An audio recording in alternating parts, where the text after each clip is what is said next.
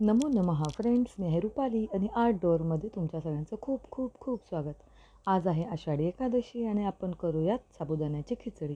त्यासाठी सगळ्यात पहिल्यांदा मी इथे 1 वाटी साबुदाणा रात्री पाण्यात भिजत टाकला होता. भिजत टाकण्यापूर्वी जो साबुदाणा आहे तो आपण 2 वेळा व्यवस्थित धुवून साबुदाणा जेवढा बुडेल इतपत पाण्यामध्ये आपण तो भिजत टाकायचा आहे. तुम्ही बघू शकता त्यानंतर सकाळी मस्त असा साबुदाणा फुलून तयार झालेला आहे. त्यानंतर त्याच भिजलेल्या साबुदाण्यात मी इथे टाकलेला आहे 1/2 वाटी शेंगदाण्याचं कूट, अर्ध्या लिंबाचा रस, थोडीशी कोथिंबीर आणि आपल्या चवीप्रमाणे आपल्याला इथे टाकायचं आहे मीठ आणि साखर. हे सगळं आपल्याला अगदी व्यवस्थित एकसारखं हलवून घ्यायचं आहे. तर तुम्ही बघू शकता इथं भिजलेल्या साबुदाण्यामध्ये मी इथे टाकलेलं आहे शेंगदाण्याचं कूट, कोथिंबीर, चवीपुरती साखर आणि चवीपुरतं मीठ. हे काय होतं ना, ॲक्च्युली हे बाकीचे सगळे पदार्थ आपण भिजलेल्या साबुदाण्यामध्ये पहिल्यांदाच खाली मिक्स करून घेतले, म्हणजे जास्त करून शेंगदाण्याचं कूट जेव्हा साबुदाण्याला लागतं तेव्हा हा साबुदाणा फोडणीमध्ये चिकटत नाही. नाही तुमच्या कढईला चिकटणार, नाही तुमच्या त्या हाताला. त्यामुळे त्या पद्धतीने आपण सगळे जिन्नस एकत्र करून घेतलेत. इथं मी ठेवलेलं आहे अर्धा चमचा तेल आणि अर्धा चमचा तूप. हे तूप जे आहे ते अगदी व्यवस्थित कडक गरम झालं, तेल आपलं छान गरम झालं की आपल्याला इथे साबुदाण्याच्या खिचडीला द्यायची आहे फोडणी. तर तुम्ही बघू शकता जे आपलं थोडंसं तेल, अर्धं तेल आणि अर्धं तूप मी इथं वापरलेलं आहे. जर का तुम्हाला पूर्ण तुपात करायचे असेल तर तुम्ही सरळ 2 चमचे इथे तूप पण वापरू शकता. तर या पद्धतीने आपलं तेल आणि तूप दोन्ही पण हलकं गरम झालेलं आहे. त्यामध्ये इथं मला जिरे आवडत नाही त्यामुळे मी इथे जिरे टाकलेले नाहीत, पण तुम्ही यामध्ये जिऱ्याची फोडणी देऊ शकता.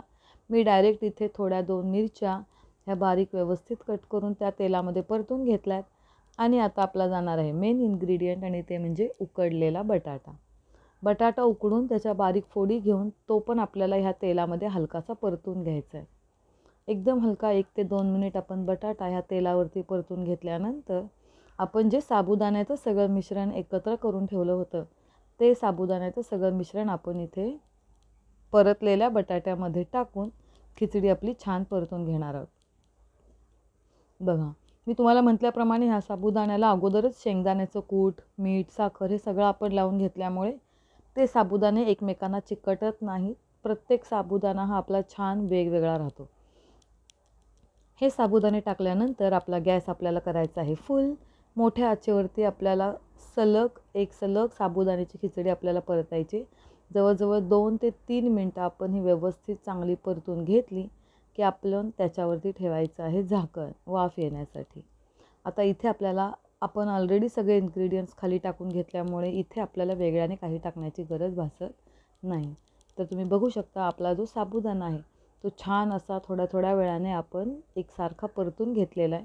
जेव्हा आपण भिजलेला साबुदाणा असतो तो पूर्ण पांढऱ्या रंगाचा असतो.